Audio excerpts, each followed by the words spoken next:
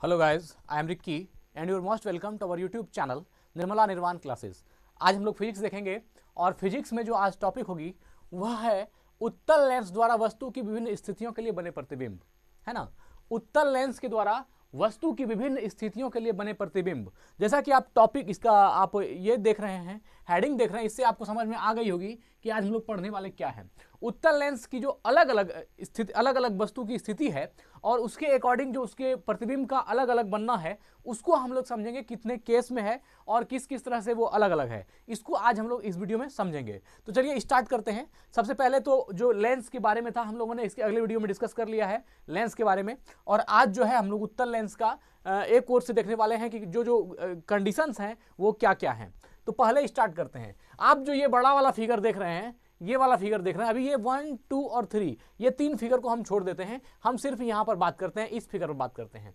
इसमें क्या होता है मित्र, आपसे प्रश्न पूछा जाएगा कि वस्तु को यहां पर रखेंगे तो प्रतिबिंब कहां पर बनेगा। मतलब क्या, जैसे मान लीजिए इससे आपसे पूछा जाएगा कि अगर वस्तु को 2f के बाहर है या वस्तु इन्फिनिटी पर रखी गई है तो उसकी प्रतिबिंब कहां पर बनेगी, या वस्तु 2f पर रखी गई है तो उसकी प्रतिबिंब कहां बनेगी, या f1 पर रखी गई है तो उसकी प्रतिबिंब कहां बनेगी। वस्तु का आकार प्रतिबिंब की तुलना में कैसा होगा, बड़ा होगा, छोटा होगा, उल्टा सीधा जो भी होगा, यह इस तरह का प्रश्न इससे पूछा जाता है। और साथ ही यह आना चाहिए, अगर आप उत्तल लेंस के बारे में इसके सब डायग्राम को अच्छे से समझते हैं तो आपको किसी को बताना हो, समझाना हो, या फिर इससे जुड़े कोई भी प्रश्न हो तो आप आसानी से सॉल्व कर सकते हैं। चलिए देखते हैं।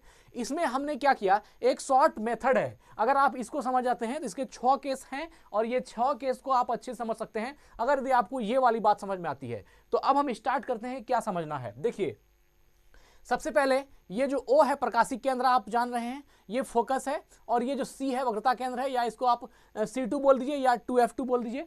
यहां पर आप देखिए ये जो 2F1 या इसको C1 बोल सकते हैं, यह तो आपने अगली वीडियो में भी समझा होगा। जो डिस्टेंस O से F1 की होती है वही F1 से F2 की डिस्टेंस होती है। मतलब कि O से लेकर के F की दूरी जितनी है उतना ही दूरी F से 2F की होती है। मतलब कि यह O से F1 की दूरी अगर F1 है तो F1 से F2 की दूरी भी F1 होगी, ये बराबर होती है। इसलिए 0 से इसको 2F1 लिखते हैं और इसको 2F2 लिखते हैं। मतलब ये यहां से यहां तक की दूरी और यहां से यहां तक की दूरी बराबर होती है। ठीक है, अब देखिए यह 6 केस है, इसलिए हम लोगों ने 6 वस्तु बनाया है। एक यहां देखिए हमने नंबर ऊपर लिख दिया है 1, 2, 3, 4, 5 और 6। यह 6 केस, इन्हीं 6 केसों को डिस्कस करेंगे और इसका इमेज कहां बनेगा, यह इस चीज को अगर आप समझ लेते हैं तो समझिए कि आज की वीडियो में आप समझ गए कि जो समझना था वो बातें आपको समझ में आ गई कि वस्तु कहां रखेंगे, प्रतिबिंब कहां बनेगा। अब देखिए पहला केस है जब ये 2F आप देख रहे हैं, 2F को C1 भी बोलते हैं या F2 को C2 भी बोलते हैं, कोई दिक्कत नहीं है। आप 2F2 बोल दीजिए या C2 बोल दीजिए, हम C1 C2 ही यूज करेंगे, आप समझिएगा। अगर वस्तु यह जो 2F है 2F1 है या C1 है, और ये जो F1 है, अगर वस्तु 2F1 के बाहर है, देखिए यह वस्तु जो 2 है यह भी 2F1 के बाहर है, लेकिन जो वस्तु 1 है, यह जो वस्तु 1 है यह ज्यादा बाहर है ना, 2F1 से ज्यादा परे है। मतलब कि हम इसको अनंत पर कह सकते हैं, है ना। क्या कह सकते हैं, अनंत पर। जब वस्तु अनंत पर हो उत्तल लेंस में तो प्रतिबिंब कहां पर बनेगी, जब वस्तु अनंत पर हो तो उसका प्रतिबिंब F2 पर बनता है। ये हम लोग जानते हैं, लेकिन कैसे बनता है इसको देखते हैं। तो एक तरफ आप 1, 2, 3, 4, 5, 6 कंडीशन जो इसमें हो सकता है उसको समझ लीजिए। एक तो वस्तु अनंत पर होगी, दूसरा है वस्तु अनंत और 2F1 के बीच में होगी, तीसरा है वस्तु 2F1 पर हो सकती है, चौथा है वस्तु 2F1 और F1 के बीच हो सकती है, और पांचवा है वस्तु F1 पर हो सकती है, और छठा कंडीशन है कि वस्तु F1 और 0 अर्थात प्रकाशिक केंद्र के बीच हो सकती है। इन 6 केस के अलावा कोई भी केस पैदा नहीं हो सकता। अगर आप इन 6 केसों को समझते हैं तो बाकी सब कुछ आप समझ लेंगे। अब देखिए इसमें क्या है, जब भी डायग्राम बनाने की बात हो कि वस्तु को यहां रखेंगे तो प्रतिबिंब कहां बनेगा, इसका सबसे आसान तरीका है कि एक आप ये जो आपका एक स्केलेटन दिख रहा है, मतलब एक आपको ये जो कंकाल के रूप में दिख रहा है, पहले आप इसको बना लीजिए और उसके बाद सबसे पहले वस्तु को एडजस्ट कर लीजिए। 1, 2, 3, 4, 5, 6 केस जो हो सकता है उसको आप यहां रख लीजिए। और क्या कीजिए, सबसे पहले जो ये प्रिंसिपल एक्सिस है, ये जो 2F1 और 2F2 है, या फिर आप इसको कह सकते हैं C1 और C2 जो है, C1 और C2 के बीच यह आप जो बनाया हुआ फिगर है इसको बना लीजिए। और इसके अंतर्गत क्या कीजिए, जो प्रिंसिपल एक्सिस है C1 और C2 को या 2F1 और 2F2 को, है ना, इसको हम लोग क्या बोलते हैं, प्रिंसिपल एक्सिस बोलते हैं। तो अगर आप प्रिंसिपल एक्सिस के पैरेलल एक लाइन सभी वस्तु के ऊपर पे खींचिए, जो हम दिखा पा रहे हैं आपको, यहां से स्टार्ट होगी और यहां तक आएगी, ये एक लाइन होगा। और ये एक लाइन का जो पहला लाइन ये F2 से होकर के निकलेगा, है ना, ये पहला F2, ये सभी में निकलना है। आप जितना भी उत्तल लेंस का फिगर बनाइएगा सब में ये F2 से ही गुजरेगी। प्रिंसिपल एक्सिस के पैरेलल आने वाली किरणें लेंस से होकर F2 से फोकस 2 से निकलेगी। ये हर कंडीशन में बनना है, चाहे आप लेंस के 6 केस के किसी भी एक केस की बात करें, उसमें यह होना तो तय है कि जब इसका वस्तु रखिएगा आप 6 में से किसी भी कंडीशन पर, तो पहली किरण जो एक जाएगी वो प्रिंसिपल एक्सिस के पैरेलल जाएगी। ये जो प्रधान अक्ष है C1 C2, इसके पैरेलल एक लाइन जाएगी और इस यहां से एक लाइन आप इसके पैरेलल खींच करके आप लेंस से उसको F2 से गुजार दीजिए। एक काम तो आप ये कर दीजिए। दूसरा काम क्या करना है, अगर हम वस्तु एक की बात करते हैं, एक नंबर के वस्तु की इमेज की बात, एक नंबर के ऑब्जेक्ट की बात करते हैं, तो यहां से एक नंबर से आप यहां से वस्तु को लाइए प्रकाशिक केंद्र पर और प्रकाशिक केंद्र से सीधा जाने दीजिए। ये इस लाइन को जहां पर काट देगी वहां पर इमेज बन जाएगा, है ना। घबराइएगा नहीं, अभी हम बोल रहे हैं, इसको करके दिखाएंगे, एक एक करके सबको दिखाएंगे।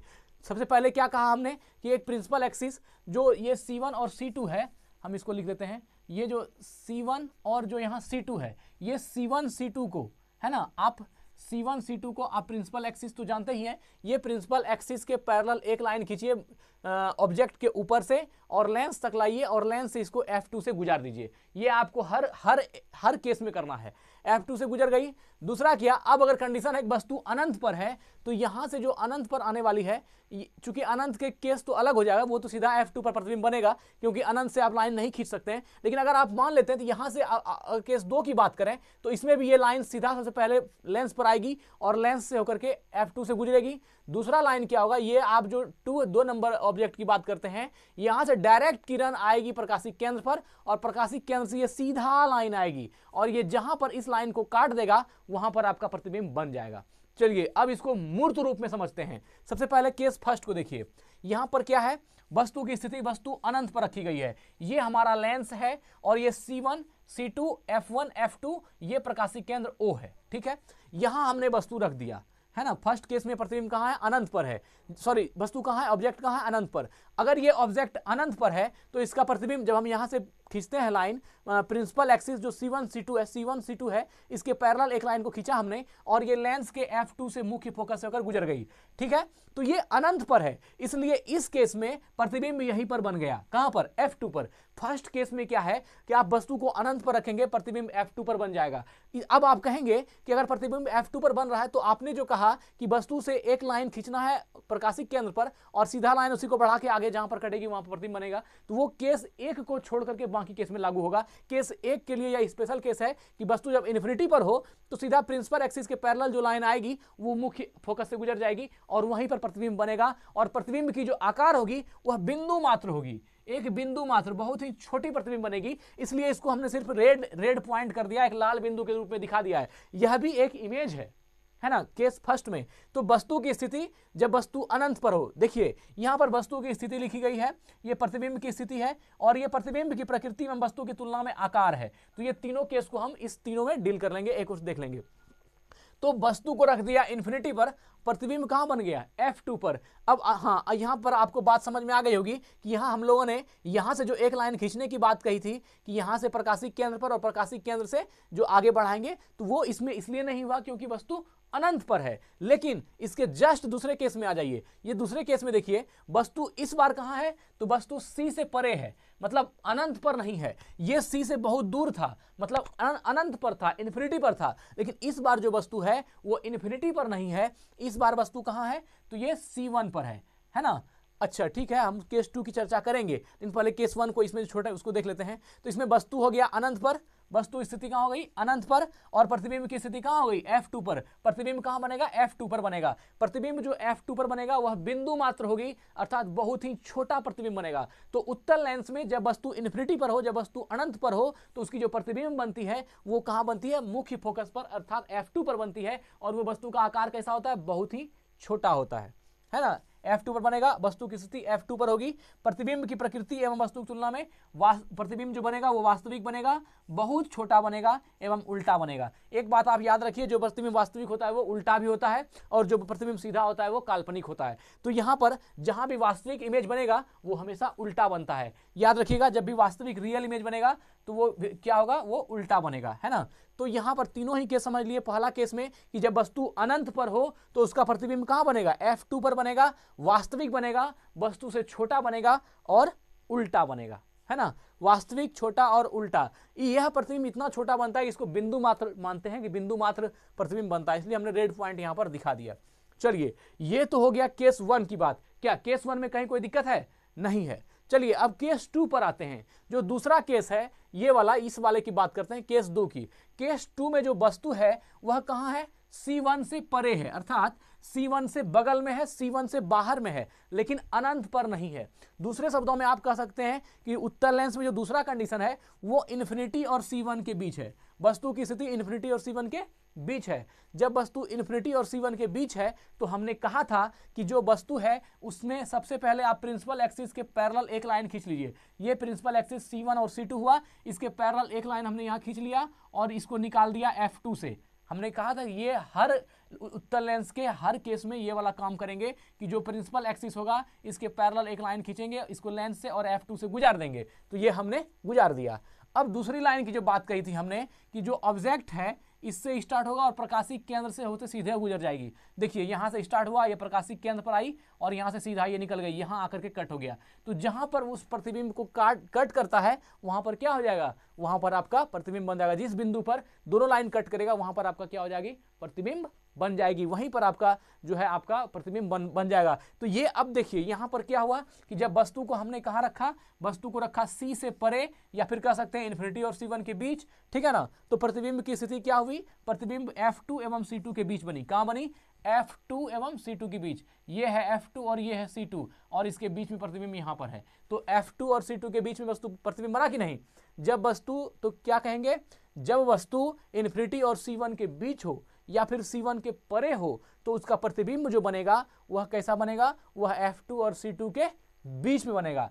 F2 एवं C2 के बीच में बनेगा, वास्तविक बनेगा, छोटा बनेगा तथा उल्टा बनेगा। एक बात, जब भी प्रतिबिंब वास्तविक होता है तो वो प्रतिबिंब उल्टा स्वाभाविक हो जाता है। तो प्रतिबिंब वास्तविक और उल्टा बनेगा तथा छोटा बनेगा। जितनी बड़ी वस्तु है इतनी बड़ी प्रतिबिंब नहीं होगी, इससे थोड़ी छोटी प्रतिबिंब बनेगी, है ना। ये इससे वस्तु ऑब्जेक्ट से थोड़ी सी छोटी प्रतिबिंब बनेगी। तो अब आपको केस 2 में समझ में आ गया होगा कि हम जो बता रहे हैं वो बातें जो कि जब भी आप डायग्राम खींचिएगा तो जो वस्तु है, जो ऑब्जेक्ट है, उसका जो प्रिंसिपल एक्सिस है, प्रिंसिपल एक्सिस के पैरेलल एक लाइन खींच दीजिए लेंस तक और लेंस से उस लाइन को फोकस से गुजार दीजिए। मुख्य फोकस जो F2 है उससे गुजार दीजिए। ये काम आपको सबसे पहले करना है। और दूसरा काम क्या करना है कि जो ऑब्जेक्ट है यहां से आप प्रकाशिक केंद्र से होकर के वो सीधा लाइन खींच दीजिए। वो लाइन पहली वाली लाइन को जहां पर कट करेगा वहां पर आपका प्रतिबिंब बन जाएगा। ये हो गया केस 2 की बात। और केस 2 में क्या रहा कि जब वस्तु C से परे हो अर्थात इन्फिनिटी और C1 के बीच हो तो प्रतिबिंब F2 एवं C2 के बीच बनेगा, वास्तविक बनेगा, छोटा बनेगा और उल्टा बनेगा। चलिए दूसरा केस भी हो गया, कहीं कोई दिक्कत नहीं। अब आते हैं केस 3 पर। केस 3 में क्या है, तीसरा केस को यहां देख लीजिए। तीसरा केस C1, जब वस्तु कहां पर हो, C1 पर हो। इस बार वस्तु को C1 पर ही रख दिया गया है। आप इसी फिगर को देखिए, जब वस्तु C1 पर हो तो वस्तु C1 पर रख दिया। हमने क्या कहा था, जब भी उत्तल लेंस में आप किसी भी केस का डायग्राम बनाइएगा तो क्या करना है, सबसे पहले इसके प्रिंसिपल एक्सिस जो C1 C2 है इसके पैरेलल एक लाइन ऑब्जेक्ट से गुजार दीजिए लेंस तक। तो एक लाइन हमने यहां से स्टार्ट किया ऑब्जेक्ट से और गुजार दिया लेंस तक, और इसको कहां से निकाल देना है, फोकस से, F2 से। तो ये हमने F2 से निकाल दिया। ये रही फर्स्ट लाइन, पहला काम जो आपको करना है। दूसरा काम क्या करना है कि जो ऑब्जेक्ट है उससे प्रकाशिक केंद्र तक से सीधा एक लाइन खींच देना है। तो यहां पर हमने स्केल रखा और प्रकाशिक केंद्र से सीधा ये लाइन को खींच दिया। ये लाइन आकर के यहां पर इस लाइन को कट कर दी। जहां पर काट दिया वहीं पर क्या बन गया, हमारा प्रतिबिंब। और ये प्रतिबिंब कहां पर बन गया, C2 के ऊपर ही बन गया। अर्थात जब वस्तु C1 पर होगा तो उसकी प्रतिबिंब C2 पर बनेगी, है ना। जब वस्तु C1 पर हो तो उसकी प्रतिबिंब कहां बनेगी, C2 पर बनेगी। तो देखिए सबसे पहले देखते हैं वस्तु की स्थिति। वस्तु जब C1 पर हो, वस्तु जब C1 पर हो तो उसका प्रतिबिंब कहाँ बनेगा, C2 पर बनेगा। प्रतिबिंब कहाँ बनेगा, C2 पर। आप देख रहे हैं C2 पर बन गया, प्रतिबिंब C2 पर बनेगा और क्या होगा, ये वास्तविक बनेगा, बराबर बनेगा और उल्टा बनेगा। हमने कहा जो वास्तविक प्रतिबिंब होता है वो उल्टा होता है, तो वास्तविक उल्टा हो गया और क्या हो गया, बराबर। मतलब कि जितनी बड़ी वस्तु थी उतना ही बड़ा उसका प्रतिबिंब भी बन गया, है ना। अर्थात जब वस्तु उत्तल लेंस में C1 पर रखी हो, वक्रता केंद्र पर रखी हो, तो उसका प्रतिबिंब भी C2 पर वक्रता केंद्र पर ही बनता है और उसी साइज का बनता है, वास्तविक बनता है और उल्टा बनता है। तो यहां पर केस 3 भी आपको समझ में आ गया होगा। तो मूल रूप से दो ही चीजें मित्र, एक आप जो प्रिंसिपल एक्सिस है ना, इसके पैरेलल एक लाइन खींचिए, उस लाइन को सबसे पहले F2 मुख्य फोकस से गुजार दीजिए। ये काम आपको सभी केस में करना है, हो गया। दूसरा क्या करना है कि जो ऑब्जेक्ट है उससे प्रकाशिक केंद्र को मिलाना है और उसी से मिलाते हुए एक लाइन को आगे बढ़ाना है। तो ये जो प्रकाशिक केंद्र से मिलती हुई लाइन आगे बढ़ेगी, ये कहीं ना कहीं ये जो प्रिंसिपल एक्सिस के पैरेलल आने वाली किरणें थी उसको काटेगी और उसको जहां पर काटेगी वहीं पर आपका प्रतिबिंब बन जाएगा। यहां देखिए हमने यहाँ प्रिंसिपल एक्सिस के पैरेलल खींचा, इसको आगे बढ़ाया, F2 से निकाला, ये आगे जा रही थी। फिर क्या किया हमने, इस ऑब्जेक्ट से लेकर के प्रकाशिक केंद्र को मिलाया और प्रकाशिक केंद्र से आगे बढ़ाया, ये यहाँ पर आकर काट दी। हमने यहाँ से लाइन खींचा, ये कहाँ पर कट गया, C2 पर कट गया। तो जब वस्तु C1 पर रखी गई हो तो उसका प्रतिबिंब भी C2 पर बनता है, वास्तविक बनता है, बराबर बनता है और उल्टा बनता है।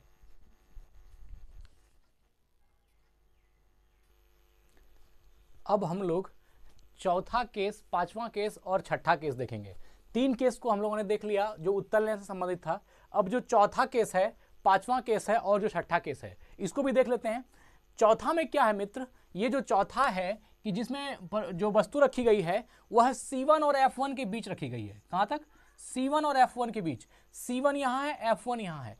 हम ऑब्जेक्ट को धीरे धीरे इस तरफ लाते जाते हैं, बढ़ाते जाते हैं। पहला केस था जब वस्तु अनंत पर थी, दूसरा केस था जब C से परे था, तीसरा केस था जब C पर था और चौथा केस है जब ऑब्जेक्ट C1 और F1 के बीच है। तो C1 और F1 के बीच जब आपका ऑब्जेक्ट होगा तो इसकी इमेज कहां बनेगी, हमने कहा था कि ऑब्जेक्ट से सबसे पहले आप एक प्रिंसिपल एक्सिस के पैरेलल लाइन खींचेंगे, लेंस से गुजारेंगे और F2 से होकर वो आगे बढ़ेगी। साथ ही जो वस्तु है उससे एक ऑब्जेक्ट पर खींचना है और ऑब्जेक्ट से सीधा जो है जहां तक लाइन जाएगी उसको खींचना और ये जहां पर कटेगी वहां पर आपका इमेज बन जाएगा। तो ये देखिए हमने ऐसा ही किया, ये जो प्रिंसिपल एक्सिस के पैरेलल लाइन थी इसको आगे बढ़ाया, F2 से गुजारा, यहां आ गया और ये जो ऑब्जेक्ट थी ये प्रकाशीय केंद्र O से गुजरा और ये आगे बढ़ा और यहां पर कट गया और हमारा इमेज यहां पर बन गया। तो यह जो प्रतिबिंब आप देख सकते हैं, मान लीजिए हम इसका नाम B' रखते हैं। यह जो आप देख पा रहे होंगे ये रेड लाइन जो है A' और B', ये हमारा प्रतिबिंब बना। तो वस्तु को जब हम C1 और F1 के बीच रखते हैं तो प्रतिबिंब कहां बनती है, C2 से परे बनती है। कहां बनती है, C2 से परे, अर्थात C2 के बाद में। यहां तक C2 है और ये C2 के बाद प्रतिबिंब बना हुआ है, तो ये C2 के परे बनती है और प्रतिबिंब जो बनेगा वो वास्तविक बनेगा, बड़ा बनेगा और उल्टा बनेगा। यह तो आप देख सकते हैं कि यहाँ पर जो ये प्रतिबिंब है ये वस्तु से बड़ा है। ये प्रतिबिंब जो A' है ये AB से बड़ा है ना, बड़ा है, उल्टा है और वास्तविक है। तो यह जो प्रतिबिंब आपको देख पा रहे होंगे ये A' है, ये प्रतिबिंब है। थोड़ा ये लाइन जो है एक साथ हो गया है इसलिए। तो ठीक है, हमने चौथा केस भी देख लिया कि जब वस्तु C1 और F1 के बीच हो तो प्रतिबिंब जो बनेगी वो C2 से परे बनेगी, वास्तविक, उल्टा और बड़ा बनेगी। चौथा केस हो गया। अब पांचवा केस को देखते हैं। 5 केस में क्या है, उत्तल लेंस का जो पांचवा केस है इसमें क्या है, इसमें अब जो आपने C1 और F1 के बीच ऑब्जेक्ट को रखा था, इस बार ऑब्जेक्ट को F1 और O के बीच रख रहे हैं। F1 और O के बीच ये ऑब्जेक्ट यहां से उठ करके इस दोनों के बीच में आ गया है ना, F1 और O के बीच। तो इसके बीच, ये था C1 और F1 के बीच और ये हो गया F1 पर, है ना। इस बार ऑब्जेक्ट को कहां रख दिया हमने, F1 के ऊपर रख दिया। जब हम ऑब्जेक्ट को F1 के ऊपर रखते हैं और इसका ग्राफ खींचने का प्रयास करते हैं तो सबसे पहला काम जो हमने बताया कि प्रिंसिपल एक्सिस के पैरेलल एक लाइन खींचेंगे और वो F2 से होकर के गुजर जाएगी, है ना, मुख्य फोकस से होकर गुजरेगी। साथ ही जो ऑब्जेक्ट है उससे एक लाइन खींचेंगे जो प्रकाशिक केंद्र से होकर के सीधा गुजरेगी। अब देखिए ये दोनों लाइन को हमने खींचा, ये कहीं मिलने वाली है क्या, नहीं, ये अनंत पर जाके मिलेगी। इसलिए हम मानते हैं कि वस्तु का जो प्रतिबिंब बनेगा वो अनंत पर बनेगा। तो जब वस्तु F1 पर रखी हो तो उसका प्रतिबिंब अनंत पर बनेगा, वास्तविक बनेगा, बहुत बड़ा बनेगा, मतलब कि ऑब्जेक्ट से वो काफी बड़ा होगा और उल्टा होगा, क्योंकि जब वास्तविक प्रतिबिंब है तो उल्टा होगा ही। तो ये तीनों केस भी हमने से वस्तु की स्थिति, प्रतिबिंब की स्थिति और प्रतिबिंब की प्रकृति एवं वस्तु की तुलना में आकार। तो यह क्या हो गया, जब वस्तु F1 रखेंगे प्रतिबिंब अनंत पर बनेगा, वास्तविक बनेगा, बहुत बड़ा बनेगा और उल्टा बनेगा। ये पांचवा केस था। अब छठे केस की तरफ आते हैं, और छठा केस और यह उत्तल लेंस का लास्ट केस है, इसको भी समझेंगे। ये F1 तक तो ऑब्जेक्ट को लेकर के आ गए थे हम, अब हम F1 से आगे बढ़ते हैं और अब कहां हो जाएगा, 0 O और F1 के बीच, O और F1 के बीच वस्तु को रखेंगे। यहां देखिए ये O है, ये F1 है और इसके बीच यहां हमारी जो है ऑब्जेक्ट रखी हुई है। तो जब वस्तु O एवं F1 के बीच हो तो O एवं F1 के बीच रखें, और इसका कंडीशन देखते हैं क्या है। हमने कहा था कि जब वस्तु जो रखी जाएगी वह उसके बाद उसके प्रिंसिपल एक्सिस के पैरेलल एक लाइन खींचेंगे जो F2 से होकर गुजरेगी। तो ये C1 C2 रही प्रिंसिपल एक्सिस, इसके पैरेलल ये लाइन रहा, ये वाला लाइन, और ये कहां से गुजर गई, तो F2 से होकर गुजर गई। ठीक है। उसके बाद दूसरा कहा था कि जो वस्तु है, ऑब्जेक्ट है, वह O से होकर के, ऑब्जेक्ट को प्रकाशिक केंद्र O से होकर गुजार देना है एक लाइन। तो यहां से हमने एक लाइन गुजार दिया। अब क्या है छठा केस में, इस दोनों को थोड़ा सा पीछे की ओर बढ़ाएंगे। यह जो लाइन थी, यह जो प्रिंसिपल एक्सिस से निकल कर जो लाइन आई थी, इस लाइन को थोड़ा थोड़ा आगे की ओर बढ़ाए, और यह जो ऑब्जेक्ट प्रकाशिक केंद्र O से मिला था, इस लाइन को भी थोड़ा थोड़ा आगे बढ़ाए। और ये आगे बढ़ने के बाद आप देख पा रहे होंगे ये कहां पर आकर, यहां आकर टकरा गई, यहां आकर मिली, और यहीं पर हमारा क्या हो गया, एक इमेज बन गया। और ये छठा केस का ऐसा इमेज है जो वस्तु के उसी तरफ बना है, जिस तरफ ऑब्जेक्ट रखी गई है उसी तरफ इमेज भी बना है। यह बहुत आवर्धित इमेज है, आप देख पा रहे होंगे। तो जब वस्तु O एवं F1 के बीच रखी जाए तो लेंस के उसी ओर, जिस ओर वस्तु है उसी ओर प्रतिबिंब बनता है। प्रतिबिंब कहां बनेगा, ये जो प्रतिबिंब की स्थिति है वह लेंस के उसी ओर होगी जिस ओर वस्तु है। तो आप देख पा रहे होंगे वस्तु यहां है और इसका जो प्रतिबिंब है वो यहां है।